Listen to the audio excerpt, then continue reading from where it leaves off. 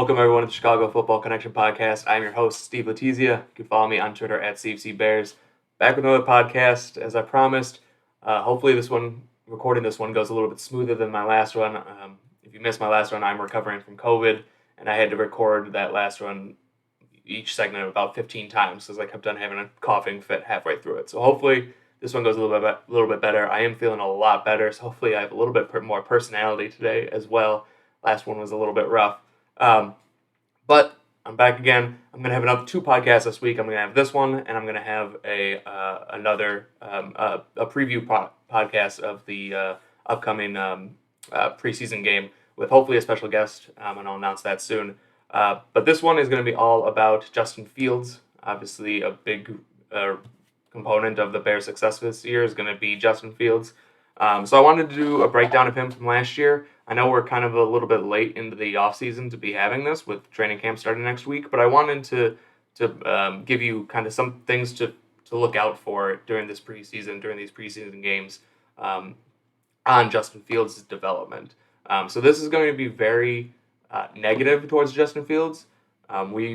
Every week there's another video of Justin Fields doing something amazing on Bears Twitter, and it gets retweeted a million times.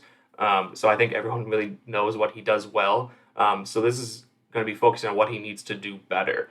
So I want to just clarify that I am a huge Justin Fields fan. I think he's going to be a really good quarterback in this league, but he's far from perfect at this point. He has a lot he needs to work on. And so that's what I'm going to cover today. So again, this might come off as very negative, but it's only because I think we've talked a lot about his positives, and now it's time to kind of talk about what he needs to do better to take that next step to become the Pro Bowl quarterback we all think he can be, maybe even more than that. So, again, I just want to clarify because I don't want people to take just parts of this and say I'm a hater towards Justin Fields, because that could not be farther from the truth. But again, wanted to just get that out of the way, have a lot of caveats so there's no confusion. I'm a big Justin Fields fan, but this is going to be a very negative podcast. But it's with an eye towards growth from Justin Fields. So it's things he needs to work on, things that he didn't do well in 2021. As you can see from his stats, obviously, there's plenty of things that he needs to improve upon. So I think it's fair to have just a podcast dedicated to that. I know there's going to be a lot of podcasts out there that just talk, blow smoke up Justin Fields' skirt all the time, but this is not going to be one of them. I want to be as objective as possible and kind of see Justin Fields from the eyes of maybe fans of the Vikings who are constantly talking shit about Justin Fields.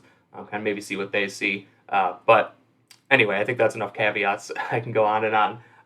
But I'm excited to do this. It's something I've wanted to do for a while. Just wasn't sure exactly how to do it. But I think with the preseason games coming up, and now is a great time to kind of compare and contrast last year and then what we'll be seeing this year.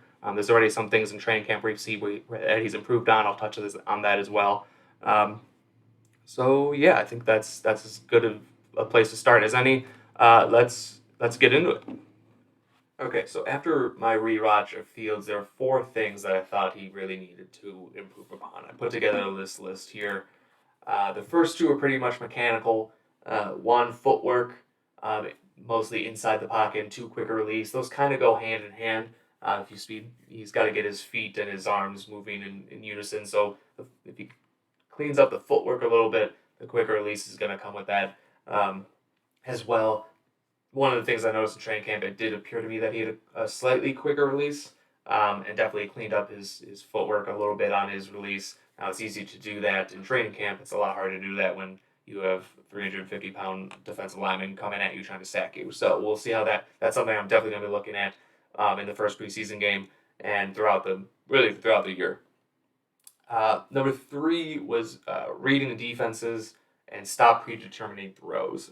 It seemed to me like a lot of times he was identifying who he was going to throw the ball to before the snap.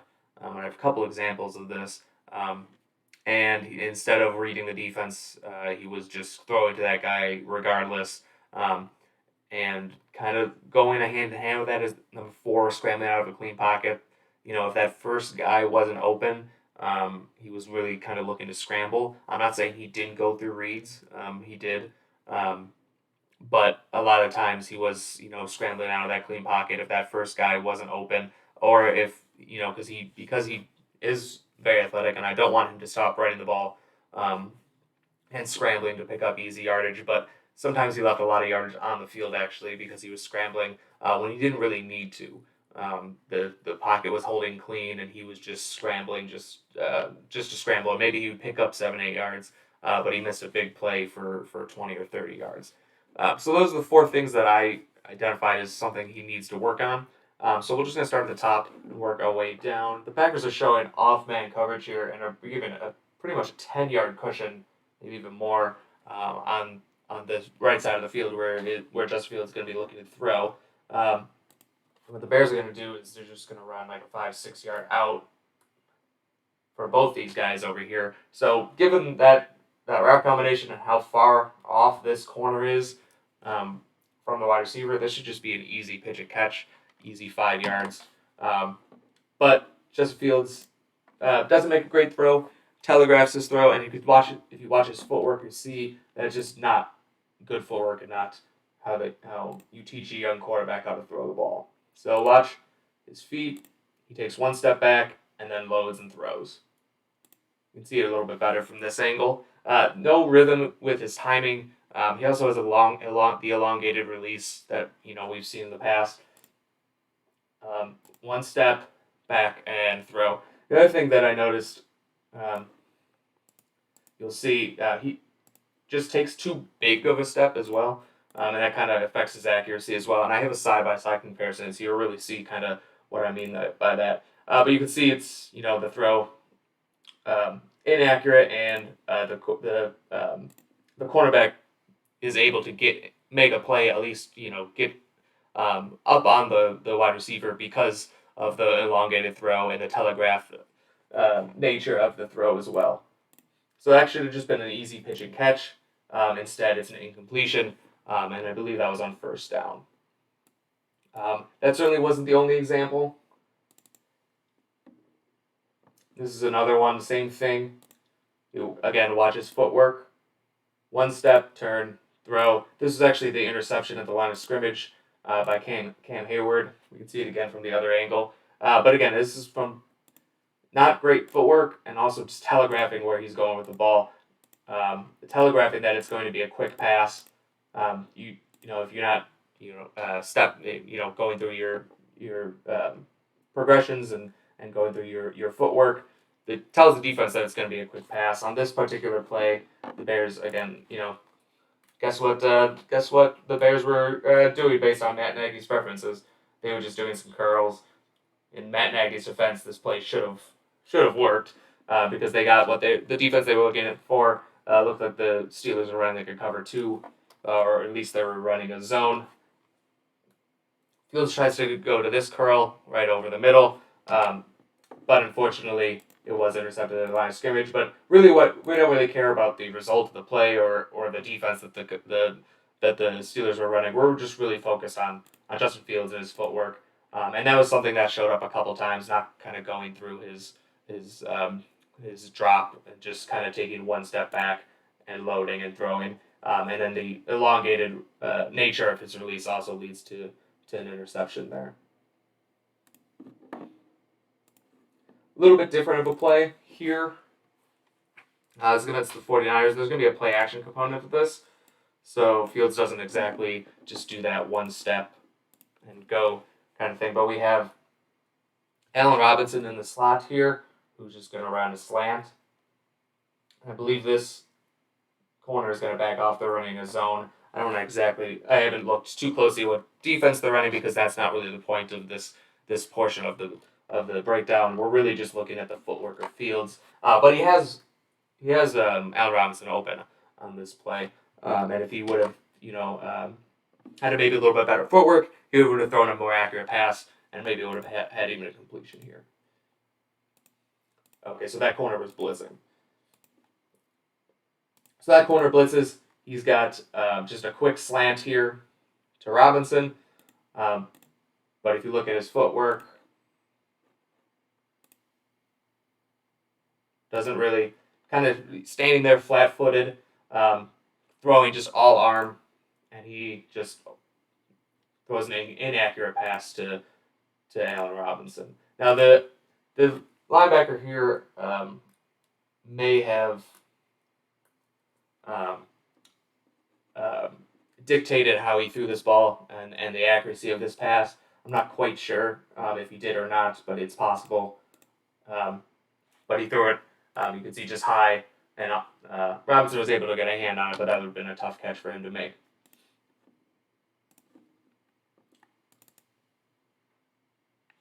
So this is in the same game. This is the footwork's okay here, and I want to point out his footwork on these play actions and the rollouts, and when he's outside the pocket, are usually very good. It's a lot less to think about when you're kind of on the move or doing these play actions. So this isn't really a footwork issue. This is kind of showing his elongated release and his long delivery and how that affects the play. So we don't have much in terms of route here. I don't exactly remember where this is, but I'm pretty sure it's something like this. Mooney here is going to run a deep, you guessed it, comeback route. And I think maybe Komet's going to go on a wheel route here. I think it's something like that. Let's play it. Yeah. And then you have the running back in the flat. This is essentially a two-man route. There's nothing really to Fields does a good job of reading this play and everything like that. He maybe would have had a chance with Komet on a one-on-one jump ball, but I can't fault him for throwing this comeback route here. But you can see he had Mooney actually pretty open here. Yeah, he's definitely had his guys beat. The defender, Fred Warner, is just able to make a nice play on the ball and knock it away at the last second. And from the other angle, you can kind of see this a little bit better. But he has Warner's back to where the ball is going to go. Mooney's going to be running over here and running the comeback. So his back is actually to where the ball is going to be going, which is good, which is what you want. But if you look at Fields, he does a double clutch. Not sure if you can see that. It's kind of subtle. The padding of the ball. And then that just long delivery allows Fred Warner to kind of get back into the play. If he had a much quicker release, this is an easy completion over the middle of the field. But because of that long delivery, Warner was able to get back in the play and just get a hand on the ball and knock it away. So again, just mechanical things that I'm going to be looking at in this first preseason game. Did he speed up that delivery? Has he worked on his footwork? Is he going through his drops and not and his steps and not just turning and throwing the ball and using all arm? He's got to be better about getting his legs into his throw. I put together a side-by-side comparison, and this is on the right. It's a play the very first play that I showed right here today, and then on the left is the video that I took at training camp. So I tried to kind of compare. I'm going to hide that in the background so it's a little bit easier to see. I tried to compare where he's at last year to where he's at now, and again, it's easy to have good fundamentals and good mechanics when you're throwing against no one, and just have the coaching staff look right next to you in your ear, reminding you about everything you need to do. But it is nice to it's what we have to compare at right now. I'll have another comparison once we see him in the preseason game, but this is what we have to work with right now. So I tweeted I thought his release looked faster. This actually, the release time actually looks pretty similar. Maybe it's a little bit faster on the left here, but the mechanics are pretty much completely changed. When we get to so this is the low. This is when they're throwing the ball. Oops! Oh man, I missed my time. Let's try that again. I'm never gonna get this. Okay, so this is a good example. This is exactly where I wanted to stop it. You can see the mechanics of his windup here. You can see on the right side, the ball is much lower, kind of dipping down in his windup. whereas on the left-hand side, the ball is much higher. The other thing you notice, which I mentioned earlier, is how wide his base is. I talked a lot about a wide base when I was doing the offensive line. When you're throwing the ball, that's not as good to have that big step that he has on the right-hand side, whereas it's much more, maybe just a little bit more than shoulder width on the left-hand side, whereas he's way past his shoulders on the right-hand side. But the where the ball is again much better. It's not drooping, looping down and telegraphing these passes. It's much tighter. And again, I think it is a little bit faster. You can judge for yourself. Ball is just a little bit out quicker, but it's a lot cleaner, a lot tighter delivery there.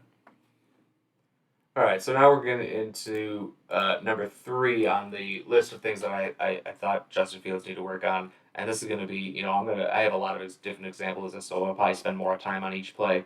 But this is the misreading of defenses and the locking on to his primary target and throwing to them kind of no matter what.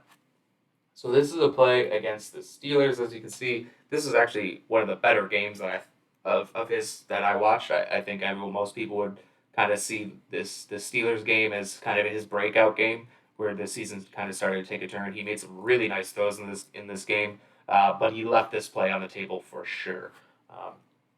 So the Bears are going to run vertical on the outside.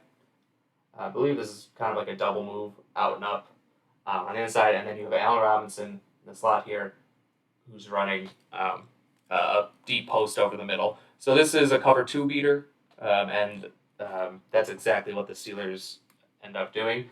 So they have these guys here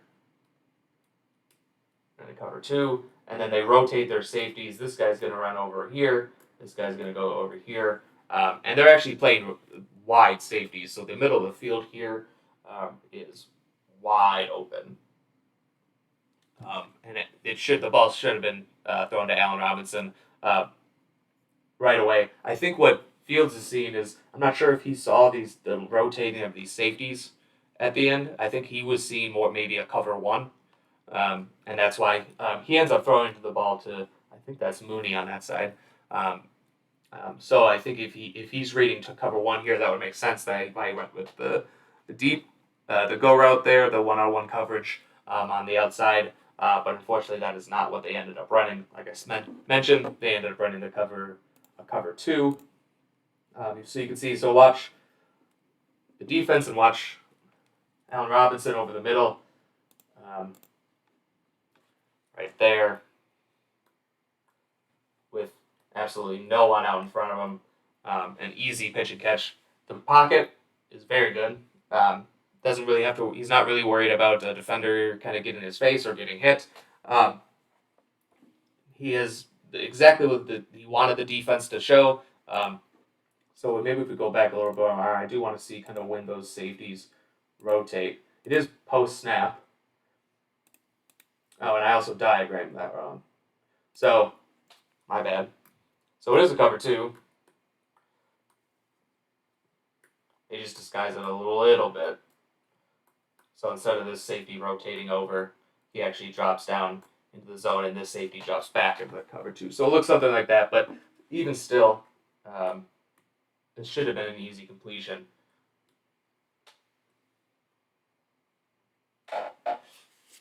To Allen Robinson over the middle. So you can see what happens here. He goes to the outside. And the ball is almost completed, but unfortunately it falls incomplete. And if he would have thrown it over the middle, it would have been an easy touchdown. You even have, I'm going to pause this. You even have your safety on the side of the field with his, let's draw that again, with his eyes watching Mooney here. He has his back to the middle of the field, and you can see where Fields is now. He's looking right at that. He's looking at this side of the field. He's reading those 2 routes. You can't really see it on.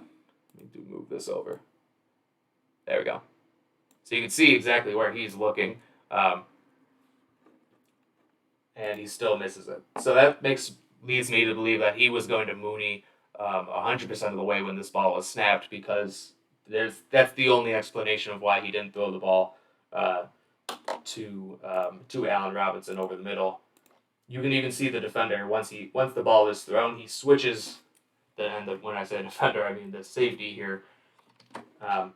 He'll switch as soon as the ball is thrown. He turns his back and starts running over the middle because he thinks, oh, this is obviously he thinks the ball is going over the middle, but then he has to turn around again because the ball is actually thrown to Darnell Mooney on that go route there.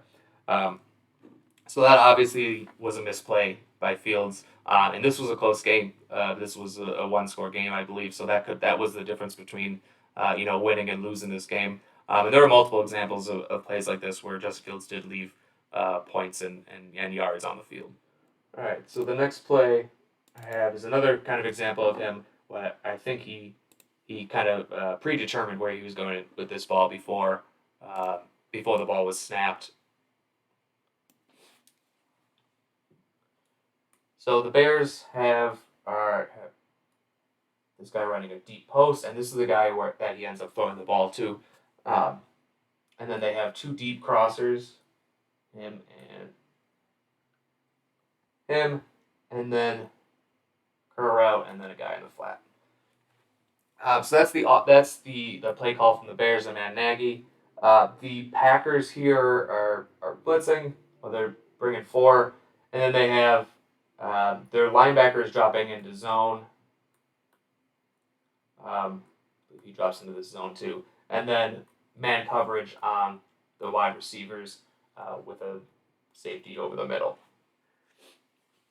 So this guy's going to be pretty open, but the guy who is really open on this play is, again, I think this is Darnell Mooney on this crosser here, and again he throws the ball to Marquise Goodwin on that deep post. So we could play this, and the Bears the Packers commit pass interference on this play, so we get the ball at the 1 on this play, I believe, or close to the end zone here. But you can see that he throws the ball there. Part of the reason why I think this was a predetermined read is because he was just watching him the entire way. He never took his eyes off of that wide receiver, and you can see it from this second angle. He was looking at him the entire way. Maybe a little glance, but never comes off that read. And if he did come off that read, he would have seen that he had Darnell Mooney. It is Darnell Mooney, wide open.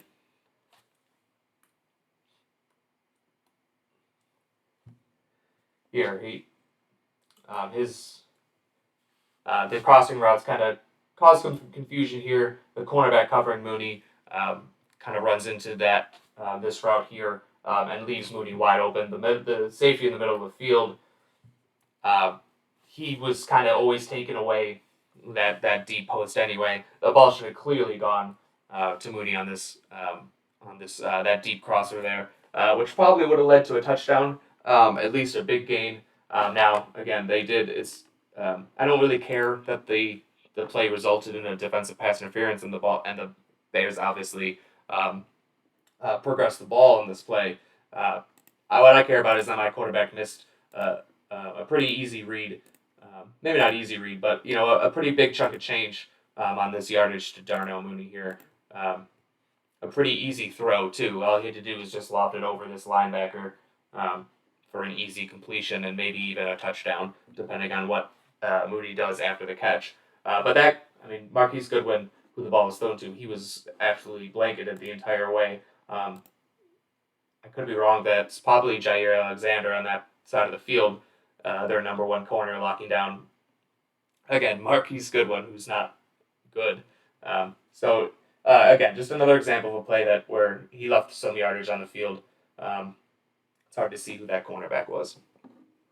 All right, so this is a very similar play that the Bears ran on the previous play that I just showed, and it's the exact same defense that the Packers showed in the last play. On this play, I don't remember which play was first. I think this play was actually first, and the play that I just showed was later on in the year, because this is the first game against the Packers, and that other game was the second game against the Packers. So I guess I do know which one was first.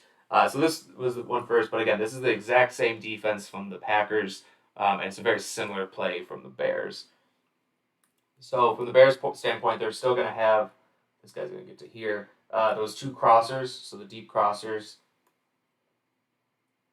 instead of running a post like Marquise Goodwin did on the previous play, he's just going to run a go route. This wide receiver is just going to run a go route. And then you have these two guys who are really just check downs. They're going to chip the pass rushers and then just get out into the flat. And then the defense, as I mentioned, is exactly the same. They have their linebackers in zone here, and then it's man coverage from there. With the safety over the middle, so a cover one with the zone, with the linebackers in zone, essentially. So again, I'm not sure exactly who Fields is looking at here, but he ends up checking down to Jimmy Graham here, instead of throwing the ball to this wide receiver. I think it's Jakeem Grant on this crosser, who's wide open for a big play. So this safety here, who's supposed to be covering over the middle, goes with the deep crosser going the opposite direction. This cornerback, I think it's Razul Douglas, who is supposed to be covering this deep crosser going in this direction, is just, gets mixed up in the chaos over the middle and just isn't able to have good coverage there. So again, that crosser going from left to right, get rid of that a little bit. We can play this just a little bit. Let's get him in. All right, so let's just watch this play go again. Watch the crosser coming from left to right. You can see how wide open he is on this play. Darnell Mooney. Tons of room over here. Absolutely no one in the area.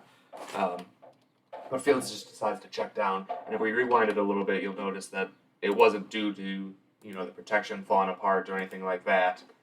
It was just a complete misread. I'm not sure exactly who he was looking at to start, whether it was this deep route here or maybe the crosser going in the other direction. He was reading this guy maybe. My guess would probably be he was reading here. It's hard to tell by his eyes. But no matter who he was looking at to start, he never came off that first read and missed a pretty easy gain here. So you can see at this point, even right here, you have this cornerback who's running with him, this cornerback who's running with him, who have their back to the quarterback, and then you already have this safety, Darnell Savage, committing to covering this crosser here. And you can see the separation that Mooney has on his guy. This whole area of the field here, huge area of the field, is wide open. For Fields, he hasn't thrown the ball yet. He has a good, clean pocket, but he decides to just check it down to here. So, again, this is just another example of him not reading the defense or getting fixated on his first read. That really cost the Bears some yards. We can see it from the other angle. Just maybe we can look at his eyes a little bit. But you can also see the protection is holds up pretty good. He does look like he's looking right at Jakeem Grant on the crosser going the opposite direction. And when that's not open, he just checks it down instead of going through his progressions. And if he would have gone through his progressions, he would have seen that Mooney was wide open on the crosser going from left to right. All right, this next play is kind of an example of everything I've talked about today. The elongated release, the staring down his primary target, kind of predetermining his throws. This was the pick six by the Packers in one of the games against the Packers. Again, that he has that off-man coverage, and the Packers giving a pretty big cushion on Darnell Mooney here. Mooney's just going to run an out route, and Fields just stares him down the entire time. And the cornerback here, can't remember his name. Can't believe I forgot his name. But the cornerback here just Razul Douglas. There you go. Is able to just kind of read Justin Fields' eyes and jump the route, because again he does have that elongated delivery. This should have been an easy completion with how far off, how much cushion they're giving. Usually, I like what the Packers usually do in this situation. Instead of running that outright like that, they might just audible into just a wide receiver screen. So instead of having him run an actual route, just throwing the ball right away, you have a 15-yard cushion here. So hopefully that's something Luke Getsy will bring the Bears and allow them to make this an even easier pitch and catch. The Packers do with Devontae Adams all the time. It seems like anytime you were on off man coverage, it was just an easy pitch and catch for them. But anyway, that's a different podcast. That's a different story. This should have been an easy completion to Mooney on that out route. Instead, you can see how he stares down his receiver, and with the staring him down and with the elongated delivery, it's a pretty easy interception and touchdown run for Rasul Douglas. So again, you can see he never took his eyes off of Mooney on this play, looked right at him and threw. So again, something he needs to improve on. Maybe glance to the right before coming back to the left. He will have that off-man coverage there. Something to maybe obviously that I'm going to be looking out for in this first preseason game. There were other times when Fields became a little bit too reliant on his legs, I think, which is a hard thing to get out of him because you don't want him to stop utilizing his legs because they're such a weapon, and they can be a weapon for him in this offense. But I feel like sometimes he either knew he was going to scramble beforehand, or again, if the first read that he saw wasn't that he was looking at was not open, then he would just decided that he was going to take off and run without really going through his progressions. So this play, he had a couple guys open on this play. It's not a huge gain like the other ones. It would have been a short gain, but it would have allowed them to keep the chains moving and keep the ball moving a little bit. So it's a levels play. So you have Allen Robinson here, who's going to run a corner route. You have Cole Kmet on the opposite side of the ball, who's going to run just a crosser. And then you have Darnell Mooney here, who's going to just kind of sneak out in the flat. And it's a play action. It's a play action boot. So it's going to look something like that. And then you also have this tight end who's going to block down and then just kind of sit in the zone right around there. And a couple guys were open here. Robinson was pretty much covered. It was just man coverage from this guy, so he's going to go with him. He was covered. But there was a little bit of an opening for Cole Kmet here, and then a pretty big opening for Darnell Mooney in the flat. So let's just run this so you can see.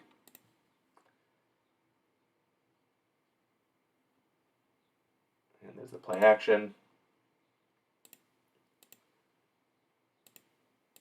And then at this point, you really have, Darnell Mooney wide open here just as a dump off. He would have gotten, a couple more yards than that. You have this guy here as a little backdoor option. Maybe would have gotten a couple yards. But you also have Kmet here, who is being covered by this guy. You can see he's already beat him. This linebacker is going to come up a little bit. I can see maybe why he didn't throw it. Maybe he was worried about this guy. But you did have some space here for a pass to Kmet, which would have been a pretty decent game. But at the very least, you got to hit Mooney here in the flat, where he's got about 10, 11 yards of cushion in between him and the defender. But it looked to me like he was reading this, and obviously that was pretty covered, and you have the safety coming over here as well. And when that wasn't open, he just decided that he was going to run. And he only gets to about you have Mooney at the 38, 39 yard line. That's about where he gets with the scramble. So he would have definitely gotten more yards with just a quick dump out there. Maybe Mooney makes a guy miss. But to me, that seemed like a guy who was relying on one read to get open, and if that wasn't open, he already made up his mind that he was going to be running the ball. Okay, so this next one, this is the first one where the play design is actually pretty poor. I can't really blame Justin Fields for not throwing the ball in the rhythm of the offense here. Either the play was poor or they just didn't get the look they were expecting from the defense. But let me see if I can diagram this. Kmet's just going to run a curl. Mooney is going to run like a swing route to the outside. And then these two guys are going to be running curls as well because, we love curls. I think those guys are actually reversed. If if I remember correctly. So another curl and then a shorter curl. And then out of the backfield, we have Dave Montgomery running a curl as well. So not a whole lot in terms of the play here, but that's not really what I'm focused on here. What I'm focused on here is Justin Fields. Again, this is probably nitpicking at this point, but there was no one open, but it was a pretty clean pocket. The pocket didn't collapse at all. It wasn't the cleanest pocket ever, but there were areas to kind of step up. He could have stepped up. He could have just stepped up maybe this way a little bit. He could have just slid to the side a little bit, but instead he just decides to immediately take off and run, and doesn't keep his eyes downfield. So it's not the fact that he's running the ball that bothers me. It's the fact that he doesn't keep his eyes downfield, because if he would have, when he does take off, all these defenders come crashing down, and Cole Kmet here turns upfield and is absolutely wide open for a touchdown, for an easy touchdown, if Justin Fields just keeps his eyes up when he's scrambling. So I want him to scramble, I want him to use his legs, but I also want him to keep his eyes up and make sure he doesn't miss a big play like this.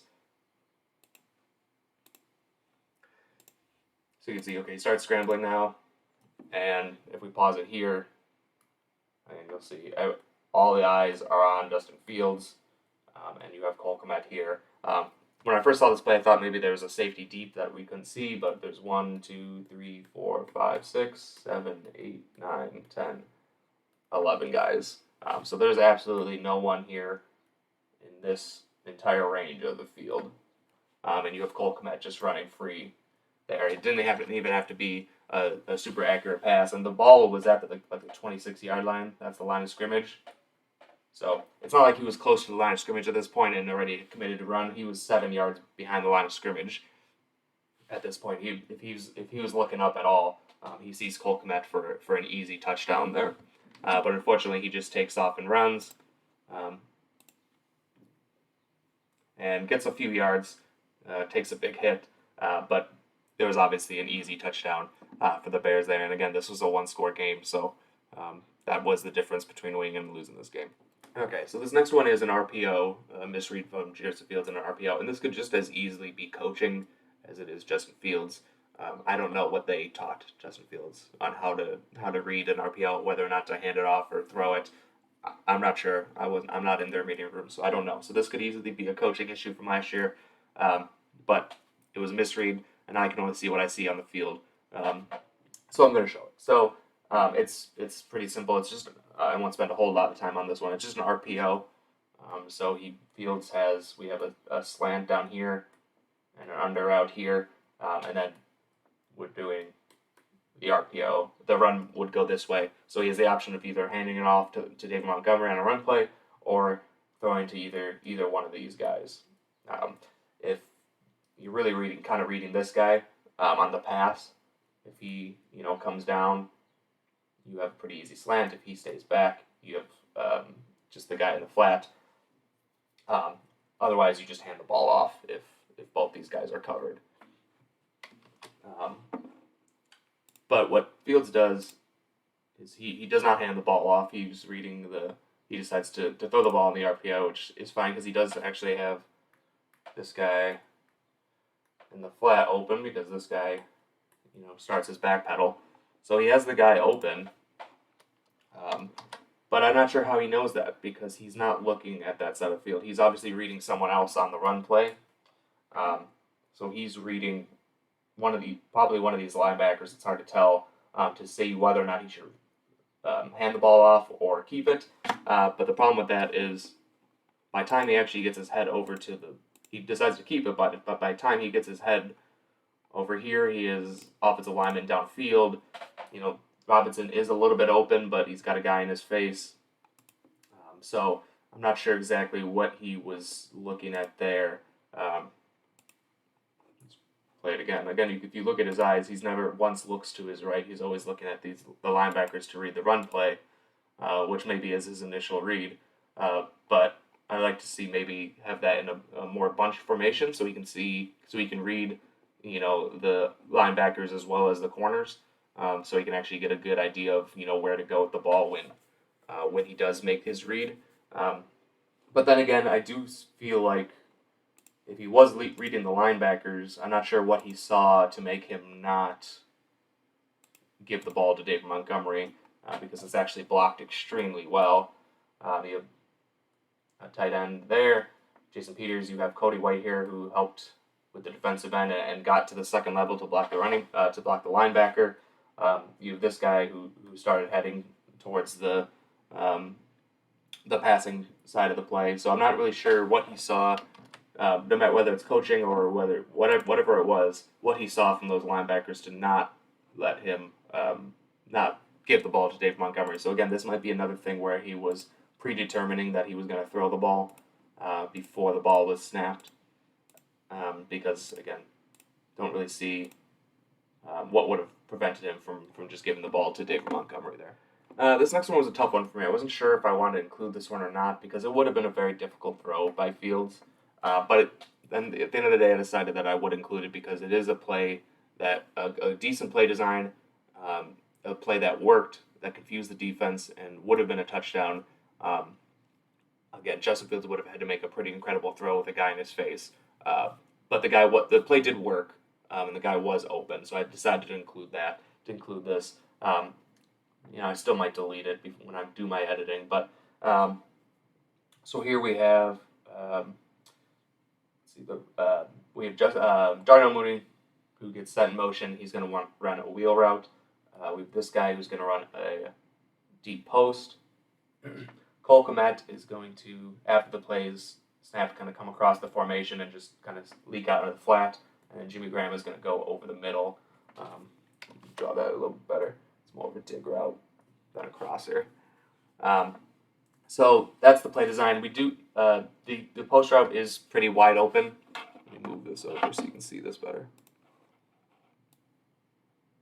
There we go.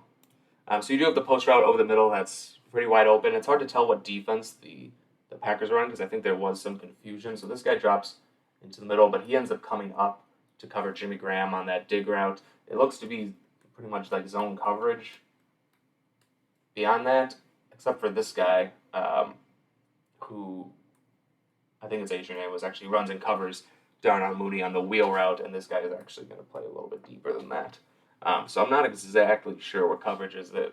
It seems to be zone because when Mooney goes into motion, he doesn't have this guy following him. He stays, the number 21 stays on the left side of the field.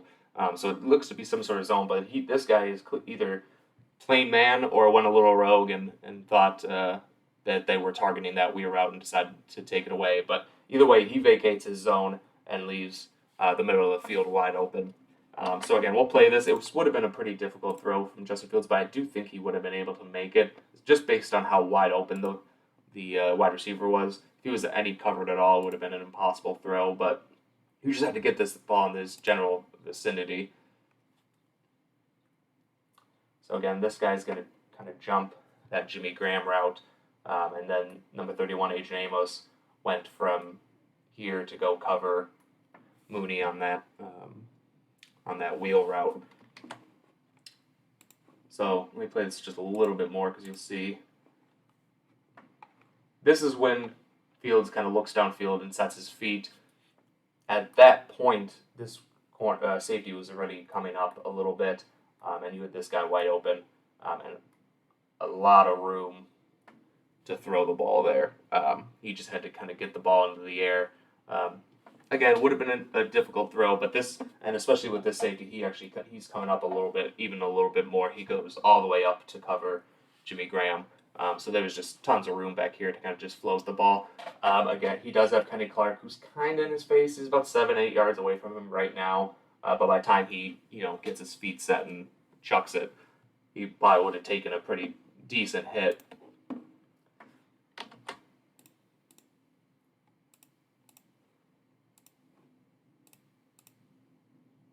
He decides not to throw it, evades Kenny Clark. And even here, he still has, now he's got tons of room to step up, and he's still got him pretty open. I mean, these are the two closest guys to him. Besides that, this is wide open. That would have been, again, a hell of a throw to make. And he wanted to. He thought about it.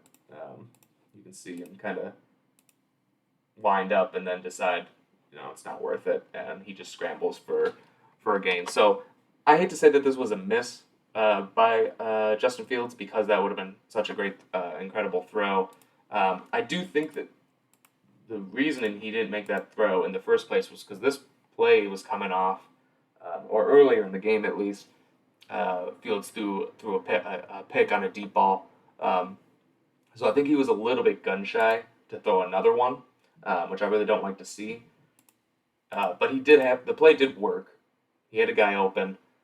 Even if you just, again, it would have been a crazy throw, but Justin Fields has the arm talent to make that throw. Even at this point, he still has the arm talent to make that throw. He just decided to not pull the trigger, and I can't 100% blame him on that. Again, would have been a crazy throw. I'm not sure if this is even a misread, but maybe just a little gun shy from Fields after throwing an interception earlier in the game. So this next one is kind of a combination of numbers 3 and 4 on my list. It's misread by Fields on a design play, which is interesting because this was a design play where the ball is designed to go to one guy, and that one guy is open, and the ball wasn't thrown to him. So that was interesting. It's also an example of him scrambling out of a clean pocket, which these next couple plays are going to be. So it's actually an interesting play call because it's really a one route combination. You have David Montgomery here split out wide. He's going to go and just block this guy, kind of set a scene. Cole Kmet is going to do the same. I think this is Mooney is going to do the same, and Robinson's going to do the same. And then what we have here is Jakeem Grant, who's just going to run a slant behind those guys, kind of slant, drag, whatever you want to call it. And he was open on this play. And these guys, these blockers, did a good job of not engaging their blocks until the ball was thrown. Unfortunately, the ball was never thrown. But it was set up pretty well. It would have worked. Grant would have caught the ball about here and had blockers who possibly could have even scored on this play if the ball was thrown. But you can see, let this play out. So you have, my pause. You have all these blockers here. 1, 2, 3, 4, and you have a guy who's open. Now this screenshot here is a little bit misleading because if we back it up a little bit, you can see he's got actually a pretty clean pocket to step up into, but instead of stepping up, he decides to roll out, which brings, I believe, T.J. Watt into the conversation. If he would have just stepped up in the pocket, he would have never been pressured. But you can see right there, there's no pressure whatsoever. Could have stepped up into a clean pocket, but instead decides to take off. And at this point, he only needed another second for Jakeem Grant to be wide open because you have this guy blocking him, block there, and block there. And then after that, it's just easy waltz into the end zone. Even so the T.J. Watt doesn't really come into play here. I believe that's T.J. Watt until he starts scrambling. And if he would have just dumped it off to Jakeem Grant, it would have been at least a big gain, first down, maybe not a touchdown. He actually does end up throwing the ball to Jakeem Grant at the end, and Grant does actually a good job of gaining some extra yardage. But it could have been a much bigger play. And it's interesting because I've been saying that maybe he's determining who he's going to throw the ball to before the ball is snapped. But this play is actually designed for him to determine who to throw the ball to before the ball is snapped. He just didn't throw it to him when he needed to, and he got some happy feet in the pocket. And that happy feet in the pocket, I put that as number 4 because it is one of my biggest concerns about him, especially with the offensive line this coming year. Is going to have some issues no matter how optimistic you are about the Bears. It's not a perfect offensive line. They're going to have some issues. He's going to be under pressure from time to time. And a young guy who starts seeing ghosts. We heard it from Sam Darnold a few years ago when he was mic'd up and he said he was seeing ghosts. It's hard to come back from that. And that's, I think, what happened here with Justin Fields. just kind of scrambling out of a clean pocket. And I have a couple other examples of this too, and I just really hate seeing that. With Justin Fields, he has a little bit more athleticism than Sam Darnold. So if he does, scramble out of clean pockets a little bit more, there you can see it. It's even a better angle from this direction. Absolutely no one near him could have stayed in that pocket all day. Actually, it wasn't TJ Watt coming, but that doesn't really matter. But yeah, very clean pocket, and he just got a little happy feet scrambled out of, and the play broke down because of it. So again, I have a couple other examples of that, but that was probably my biggest concern when rewatching him. All right, so this next play is another example of him scrambling out of a clean pocket, but it's also a misread as well.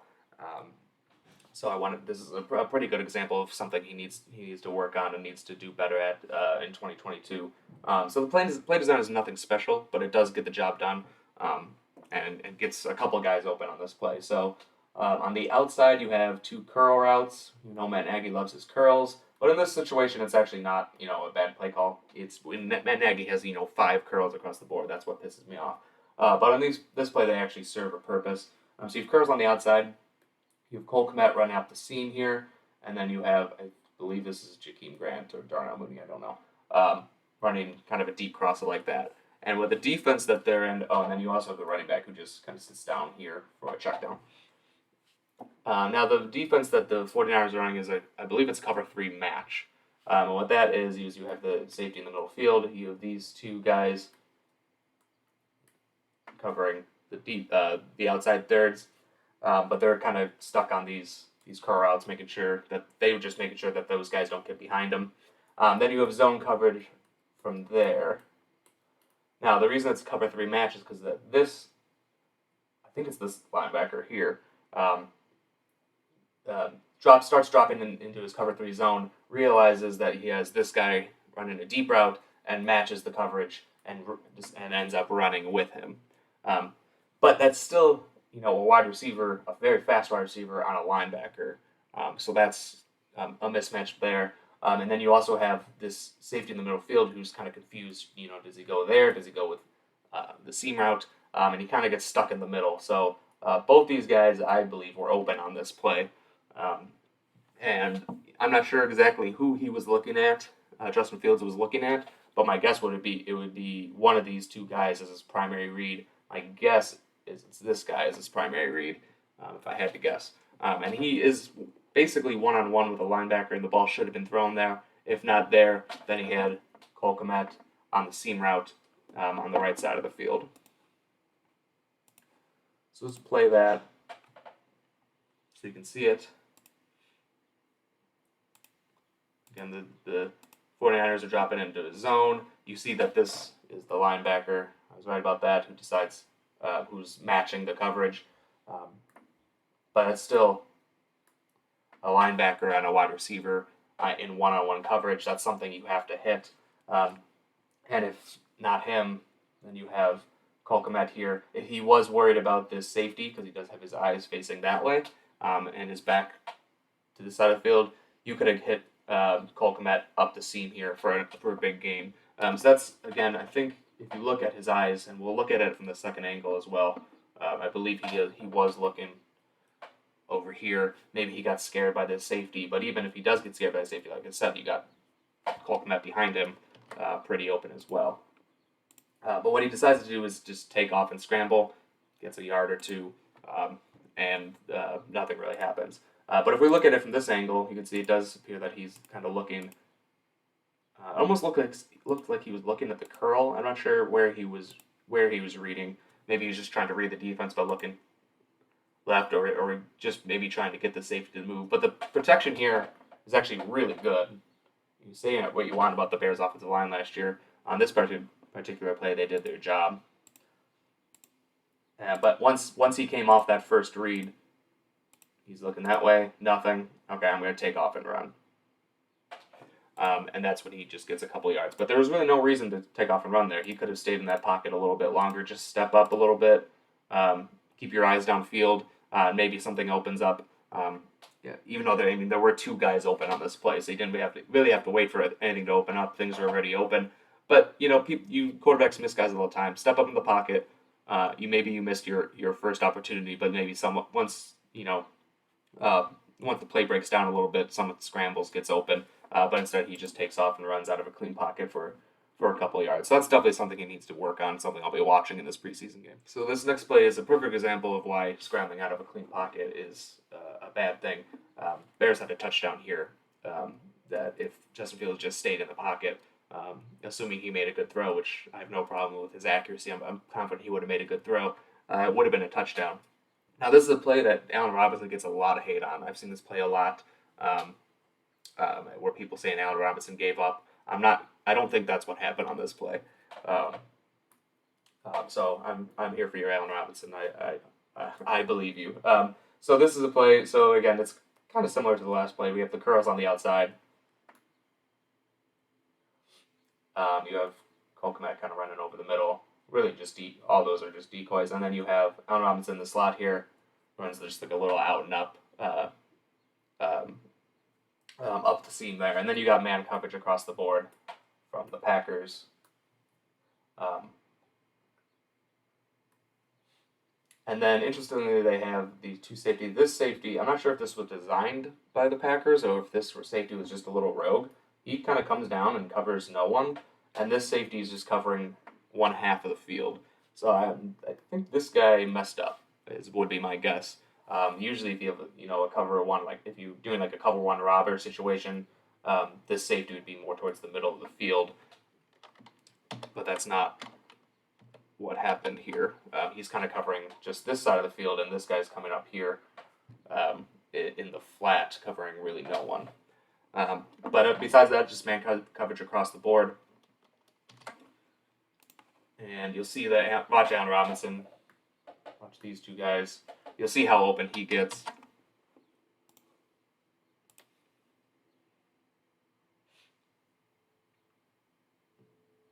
There he goes. He's got his hand up there. Right there, has his hand up. He's wide open. That's when he looks back at Justin Fields, and that's when he notices that Justin Fields is scrambling. So when he sees that he's scrambling, he does what he's supposed to be doing almost, and kind of comes back to the ball and to try and get a play open. But as soon as he turned around, the ball Justin Fields throws the ball way late, because that safety who was covering this side of the field had all that time to get over to make this play. I think this play actually did end up being an incompletion, because I don't think the defender got both feet in bounds, if I remember correctly. But you'll see it was still an incompletion at least. But if we get it from this angle, you won't be able to see how open Allen Robinson is and when he's open. But he gets open just right after Fields starts scrambling, and there's really no reason to scramble. It's a clean pocket. He could have stepped up and do it, but instead he decided to take off. There's no one around him. No one's beating their guy. He could have taken a step back even. It would have been fine. But instead he starts to scramble, and right when he starts to scramble, that's when right about there is when Allen Robinson lifts his hands up and says, "I'm wide open." So if he would have just stayed in that pocket, it would have been a pretty easy pitch and catch for a touchdown. You could see, actually, that was perfect. He just started scrambling. Allen Robinson has all the space in the world. This cornerback has his eyes set on this guy. The only guy who can make a play on this ball is, this guy making a macros recovery. This safety is so far out of the play at this point. If he would have been standing in the pocket delivering this pass, there's no way that this guy would have gotten there. But because he took off and was late on the throw, it allowed that safety to get back into the discussion here. And again, I believe this it was ruled an interception on the field, but I think they overturned it and said he only got 1 feet in bounds.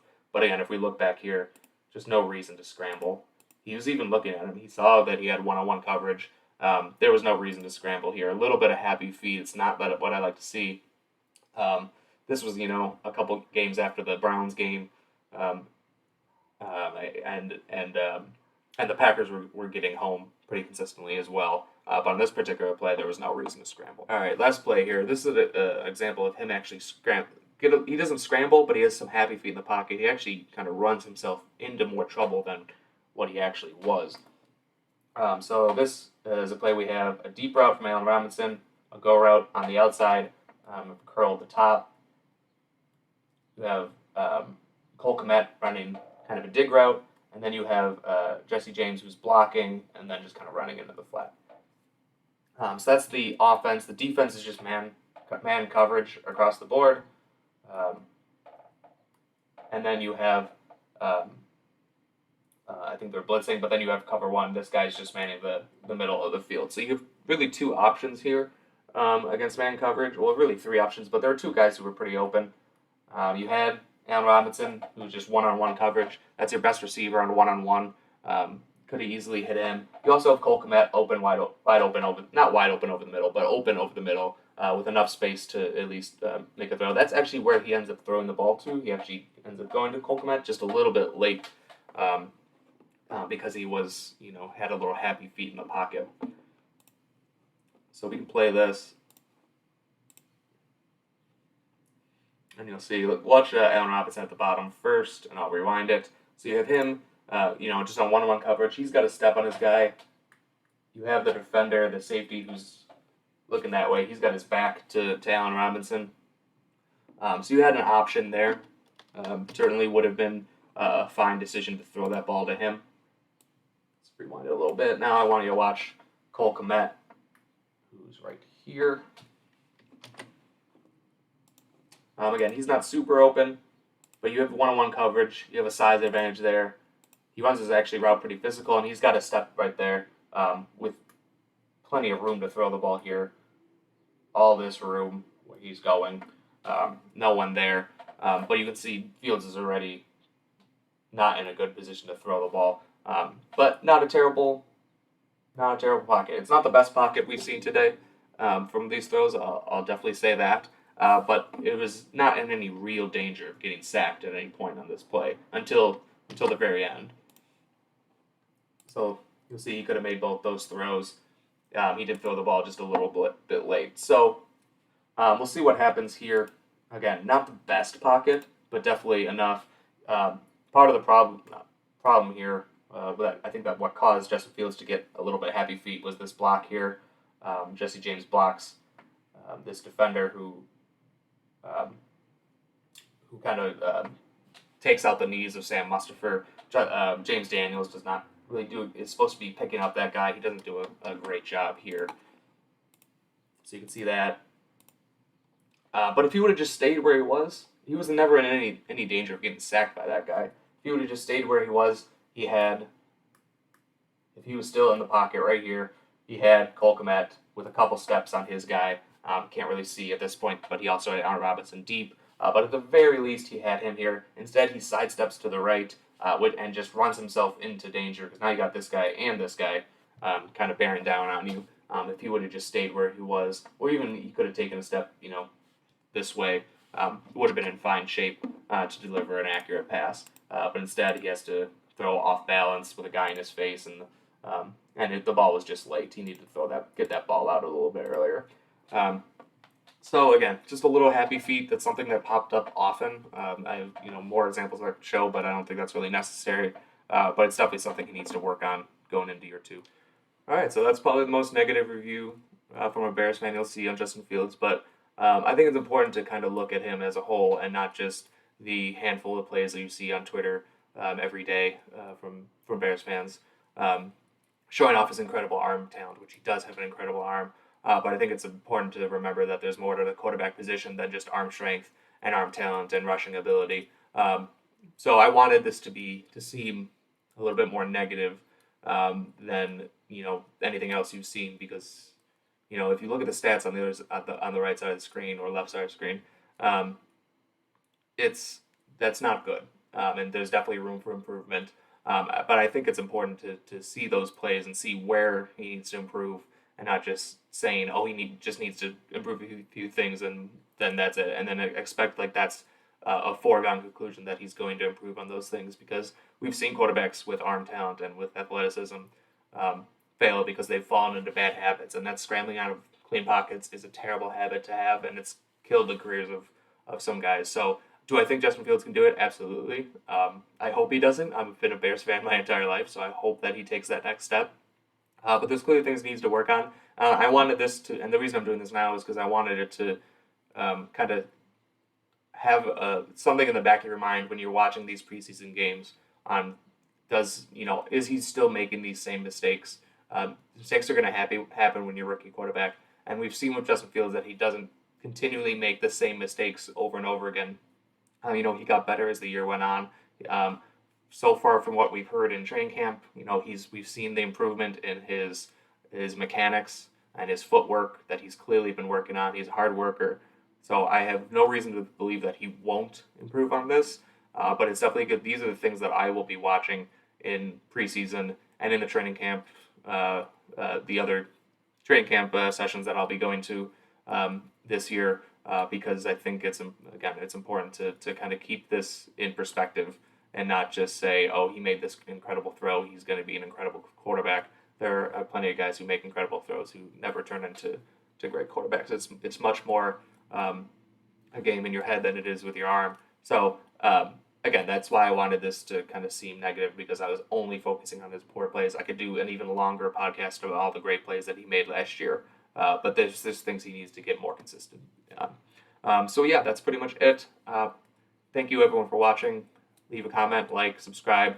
Really appreciate it. I will be at Bears camp 2 more times at least this year, August 15th, which is a Monday, and August 20th, which is a Saturday. I will be there both those days, providing videos, providing analysis. I also have another podcast coming this week, just kind of a general preview of the preseason game, what we're watching. I will have a guest on that show, and I'll announce that soon on Twitter, but I'm excited to talk to him. He's a really smart Bears fan. So yeah, that'll be coming out later this week, and I will talk to you then. Thanks a lot, Bears fans. Bear down.